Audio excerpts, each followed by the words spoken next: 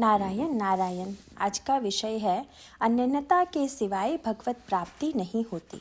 मनुष्य सत्पुरुष के पास रहकर यदि आज्ञा पालन सीखा नहीं तो उसने कुछ सीखा ही नहीं।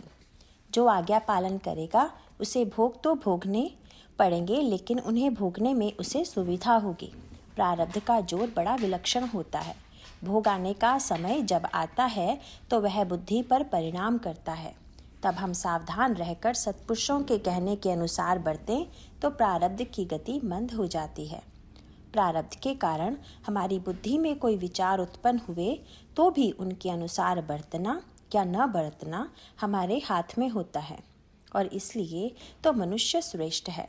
बुद्धि को नियंत्रित करने की युक्ति साधने के लिए आज्ञा पालन सर्वोत्कृष्ट साधन समझें। विकार अपने आप में कोई त्याज्य नहीं होते, वे भगवान के ही दिए हुए होते हैं। इसलिए जीवन में उनके लिए योग्य स्थान होगा ही, बल्कि व्यवहार में विकारों की ज़रूरत है, लेकिन विकारों पर हमारा नियंत्रण हो और उन्हें हमारी इच्छा के अनुसार उपयोग करने के लिए बाध्य करना चाहिए। विकारों को हमारे ऊपर हावी नहीं होने देना चाहिए। विकारों का इस्तेमाल हम करें, विकार हमारा इस्तेमाल ना करें। पहले गृहस्थी में कोई वस्तु चाहिए, इसलिए भगवान से प्रेम करना शुरू करें। लगन के साथ वह प्रेम बढ़ाएं, जिससे बाद में वस्तुओं का महत्व जाता रहता है और केवल भगवान शेष रहता है। भगवान को एक बार पकड़ लिया तो फिर चाहे जैसी परिस्थिति हो, हमें उसे छोड़ना नहीं चाहिए। उसका नाम लेने से वह सजता है, इसलिए मैं कहता हूँ कि नाम निरंतर लेते रहो। गृहस्थी में हम कितनी मेहनत करते हैं, लेकिन उतने प्रमाण में बदले में कुछ नहीं मिलता। परमार्थ में वैसा नहीं है।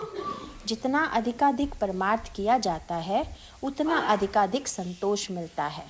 ज्ञान मार्ग हो चाहे भक्ति मार्ग हो, सच्चा मैं कौन हूँ यह जानने के लिए सब साधन होते हैं। अभी हम में झूठे मैं की प्रबलता है, उसे नष्ट करना ज़रूरी है।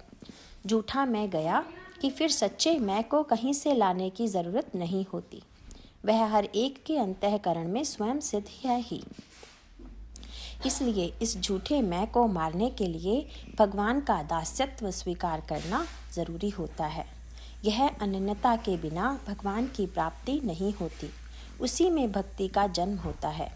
नाम स्मरण भक्ति मार्ग का मुख्य साधन है। नाम स्मरण से भगवान का प्रेम अनायास उत्पन्न होता है।